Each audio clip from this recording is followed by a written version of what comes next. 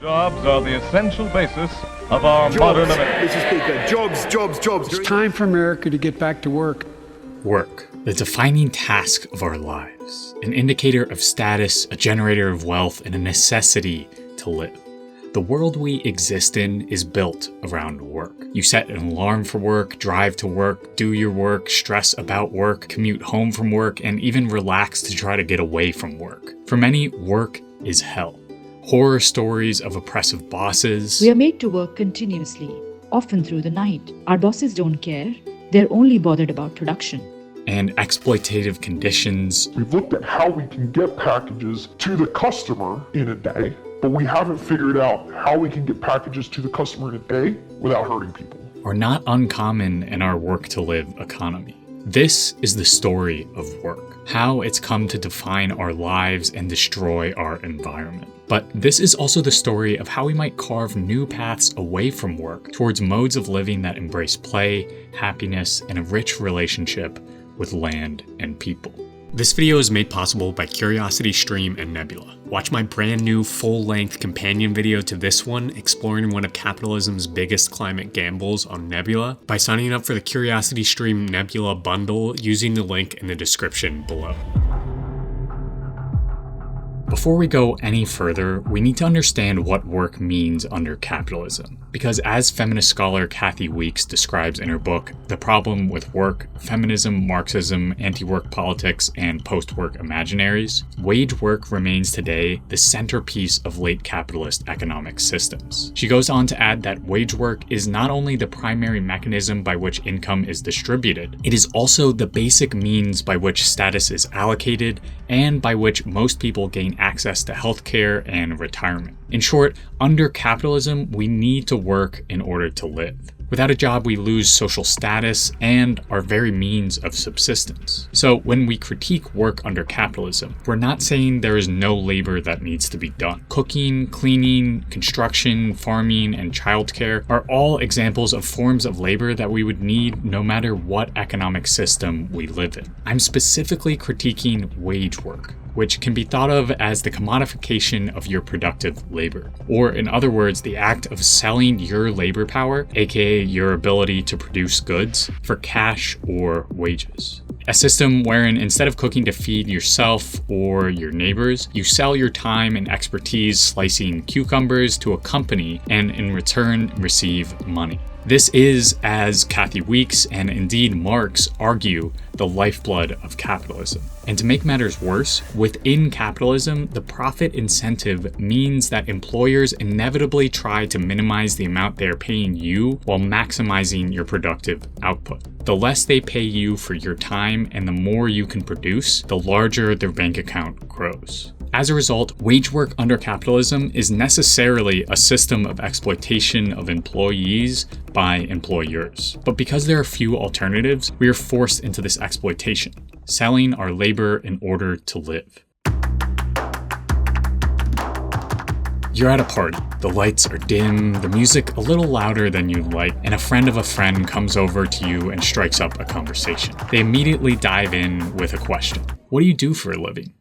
In the bastion of capitalism that is the US, this is a common turn of phrase that speaks volumes of our puritanical relationship with work. Quite literally, we spend most of our times on the job. In 2017, the average US worker spent 1,757 hours working per year, which is just under half of their total waking hours. We work for a myriad of reasons. To eat, pay rent at the end of the month, pay utilities and medical bills, pay off debt, and even to fit in with our neighbors and friends. Without resources held in common, wage work is the dominant means by which we're able to provide for ourselves. And to make matters worse, this kind of work has become intertwined with virtue. If you work hard, if you get down in the muck, you're a productive member of society and you'll be rewarded.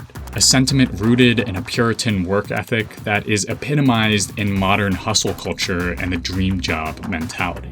Gotta keep putting in the work, putting in the work, putting in the work. There is no quick cure. So now we must not only report to work to put food on our plates, but we must also be passionate about how we make our money. If we care enough, the thinking goes, exploitative and inhumane working conditions are acceptable. How many times have you heard, do what you love and find your dream job? Journalist and author Sarah Jaffe suggests that this is yet another way to exploit workers. So you see this labor of love story then just seeping into everything. This myth has become so pervasive in this economy, and it accompanies worsening conditions broadly across the entire economy. So you're getting more sort of verbal pressure to love your job at the same time as your job is giving you less back. This love your job framing is insidious. If a company convinces you to work for passion or for a cause, then you might be willing to work for less compensation. This is the case for mission-driven nonprofits where burnout runs rampant, for creative industries like film and animation, and the quote-unquote working for a cause mentality that is now being used to lure workers into the oppressive warehouses of companies like Amazon. Our work shapes who we are, whether we like it or not. And it not only defines our personal lives, it defines our environments and communities. One study in the US found strong evidence that households with longer work hours have significantly larger carbon footprints. The authors point towards the fact that longer hours at work leave little room for tasks like cooking or grocery shopping, which often leads to an increase in carbon-intensive activities like getting takeout and home delivery. In short, the more work we're made to do, the more emissions we create. And there are also a number of studies that reveal that the opposite is true. The fewer hours we work, the less emissions we create. But we'll get into the specifics of that research a little later on, because there is also a social toll to capitalist wage work. They ask us to work so late, I can't even feed my children at night. Because our employers get us to work during the bulk of our waking day, we have very little free time for organizing, deliberating, being in community, and finding passion and play outside of our job, all of which are crucial parts to a true democratic system. Perhaps this is purposeful. The more free time we have, the more we recognize the exploitation of work, the flaws and destruction of capitalism, and ultimately the necessity to end work as we know it. But before we end wage work, we need to understand just how meaningless some work under capitalism really is. Imagine this. You commute by car every day into your corporate cubicle job. Sit down, turn on your computer, and act as a glorified copy and paste button. All day, every day, you copy text from employee emails asking for tech help and paste it into a separate form. Or you stand guard over an empty room. Or you drive an hour into work just to move some military equipment from one room to another. Well, you can stop imagining because these are all real descriptions of people's jobs. In his book, Bullshit Jobs, anthropologist David Graeber supplies countless confessions from workers across the world condemning the pointlessness of their own jobs. Indeed, a recent poll from YouGov found that 1 in 5 people living in the United States think their job is not making a meaningful contribution to the world. And a similar poll conducted in the UK revealed that 1/4 of British workers claimed their jobs lacked meaning. That is a substantial amount of people who think their jobs are doing little or nothing. Graeber points to whole industries like corporate law, telemarketing, and private equity whose jobs wouldn't be missed for a second if they didn't exist. He also nods towards other industries that are not only useless, but create immense amounts of waste and emissions. Speculative construction, planned obsolescence, and I would add, the military and imperial countries like the US. Real estate companies building a high-rise on property that they think might gain in value, but is too expensive for most people to live in. Phone companies that render gadgets unusable after 2 years, and a war machine that starts wars to protect oil interests and creates more emissions than many countries of the world. All are in the business of excess and excrement. What if instead we only built accessible dwellings for people, phones that lasted 15 years or more, and dismantled the military-industrial complex? Maybe then we would have a little less environmentally destructive and meaningless work on our hands, and a lot of hours to do something we actually care about away from our jobs. And in stark opposition to these useless jobs, the paid work that actually needs doing and is often low carbon is undervalued and cast aside. Exploited farmhands, underpaid teachers, and burnt-out caregivers, among others, are professions relegated to the lower rungs of worker status. We refuse to acknowledge the truly brutal reality of the kind of work that makes our cheap, convenient lives possible. And so we outsource it, often to the most marginalized members of society, and that allows the rest of us to ignore it. So in this economic system, a lot of the work we value most, as evidenced by both the paychecks of the people doing the work and the social value associated with that work, is some of the least important to the well-being of a society. And much of the work we devalue is the most needed. On top of that, meaningless jobs that exist throughout the economy often are situated in industries that produce the most waste and emissions. So, if the capitalist form of work doesn't work, how can we work less? What would even happen if we worked less? Or dare I say it, end this capitalist form of work once and for all? What would happen if we ended exploitative or useless wage work as we know it? What if work wasn't required to put food on your plate? Well, we have lots of studies examining shorter work weeks which divorced pay from hours worked and give us a very small glimpse at a different relationship with work. Iceland, the UK, Spain, and even companies like Microsoft Japan, among many others, have all run 4-day workweek trials. The results for almost all of them have been positive. In Iceland, the government trialed a 32-hour workweek while maintaining the same pay, and the participants reported significantly less stress, more focus, more time to do household work, and more time to spend with family and friends. And a trial for Microsoft's Japan offices produced similar results. From these studies, we can see that less work means better quality of life. But something that is often overlooked in the conversation about a shorter work week is the environmental impact of less work. During the Microsoft trial, for example, the offices used 23% less electricity and printed 59% fewer sheets of paper. While a projection of the consequences of shifting the UK to a 4-day work week without the loss of pay found that the reduction in work could cut the country's carbon footprint by 127 million tons per year by 2025. That's a 21.3% cut to the UK's total yearly emissions. While a 2015 Swedish study found that for every 1% decrease in working time, energy use decreased by 0.7% and greenhouse gas emissions dropped by 0.8%.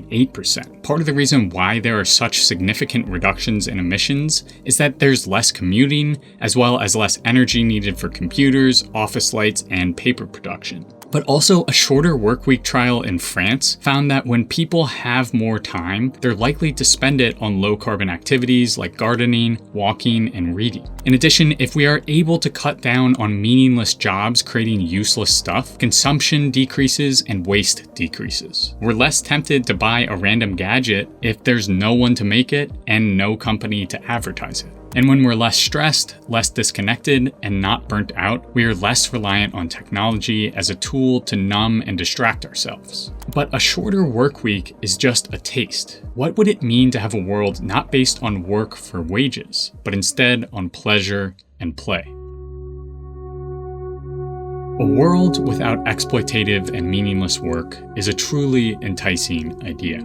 Instead of people giving up their time with their children to work more, or people being abused because they have no way to get out of their exploitative workplace, or people working endlessly to not even make enough to pay for food or rent or clean water for their families, maybe we could have a world where every day people wake up, are provided for, and did the work because they wanted to, not because they needed to pay for the roof over their head and the food on their table. How that would function is left to be seen, but it would definitely require a shared burden of undesirable jobs, some amount of automation, and a much stronger sense of collective responsibility. Maybe you help build your neighbor's house not because you're getting paid to do it, but because you like carpentry and seeing the joy on your neighbor's face when the building is complete. Yes, this would certainly be a slower world without people grinding away in warehouses to bring you that one-day shipping. But a slower life could give time for people to stop, appreciate, and care for the environments and people around them. If this sounds like I have my head in the clouds, there are a wide range of people and movements fighting to change our current relationship with work. Some, mainly based in anarchist political tendencies, are fighting to abolish work as we know it. They seek a world that embraces and finds what anarchist Bob Black calls a society based on festivity, creativity, conviviality, commensality, and maybe even art. No, this doesn't mean everyone will just sit on the couch and watch TV. These anarchist visions imagine full control of the means of production in order to transform work from a job that you need in order to eat to an act of pleasure that you do because you love it. Think about all those useful things people produce in their free time. Vegetables from a backyard garden, clothes from hobby sewing, and blogs, art, cabinets, the list goes on. But others are merely working to reform the workplace to achieve more dignity for the worker. They seek better conditions, higher wages, and more say in the workplace. And still others, like degrowthers and progressives, seek the shorter work week, lessening the environmental and social toll of work by a day or two, giving us the ability to rest, retreat, and capture some time for ourselves. At the end of the day, we need to do away with our current relation with work. To me, this necessitates abolishing it, because as long as capitalist wage work exists, the systems of domination between employer and employee will continue to exist. Capitalism will continue to spawn meaningless jobs that pollute our environments and fill our oceans with trash. Finding a path away from work and towards play and meaning is an essential task of a post-capitalist, post-carbon world. We are capable of living in a world without wage work. We are capable of living in a world where you don't have to go to a job in order to eat, where the destruction of the natural world isn't the cost of the job, where play is emphasized above toil. We are capable. We just have to be bold enough to reach out and seize it. But if doing away with our current relationship with work is a post-capitalist strategy for mitigating climate change, what solutions are being proposed within our current capitalist framework, and are they effective? I dive into those exact questions in an additional full-length companion video to this one on Nebula, looking at capitalism's biggest climate gamble. If you don't know by now, Nebula is home to tons of ad-free exclusive content, like a bunch of extended videos and interviews from me, as well as original videos from other creators like Second Thought, Polymatter, or even Wendover Productions, who created a feature-length documentary on sea level rise and the drowning of the Marshall Islands. Nebula allows me to flex my creative muscles without having to worry about ad revenue or the dreaded YouTube algorithm. It's a platform made by creators for creators, and it provides the creative backing and consistency that's sometimes hard to find through YouTube. And the best way to get access to Nebula is to sign up with our partner CuriosityStream, the largest source of informative documentaries on the internet. If you want to watch more on climate change, consider checking out the documentary Earth's Survival, which weaves together interviews of researchers and climate scientists at the top of their field in order to get a full picture of the scope of the climate crisis. But if that's not your speed, there are thousands of other big budget movies on CuriosityStream, like a host of David Attenborough nature documentaries, and even ones imagining what various futures will look like. And you can get access to both Nebula and CuriosityStream with our bundle deal available at curiositystream.com/OCC for 26% off. That's $14.79 a year, or a little over $1 a month. So basically $1 a month for a version of YouTube with more content, no ads, a lifetime supply of engaging educational videos, and the warm feeling knowing that you're supporting indie creators doing what they love. It might just be the best investment you make in your online experience. Again, go to curiositystream.com/OCC or click the link in the description if you want to sign up for Nebula and CuriosityStream. And now you've made it to the end of the video, so thank you so much. If you're looking for another video to watch, I'd recommend checking out the one on screen right now. And if you're looking for a quick way to sign up for Nebula, you can click on the link on the screen. Otherwise, thank you so much for watching, and I'll catch you in the next video.